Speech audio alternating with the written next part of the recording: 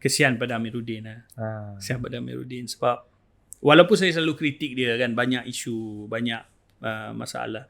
Tapi if betul dia dicabut kursi Menteri Besar dan diberi kepada Zafrul, orang ketiga yang baru nak join parti, out of nowhere daripada PKR, Amiruddin, you should consider yourself lah, you lawan kena lah. rethink balik your position in the party. You naik presiden yang tertinggi, menang yang tertinggi, tapi you dilayan seperti ni kan.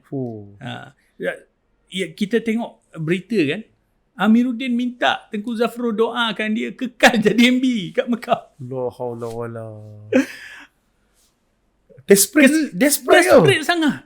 Kesian kita tengok Amiruddin. Ke dia just nak hantar signal kepada orang ramai. Tak ada. This is my chair. No.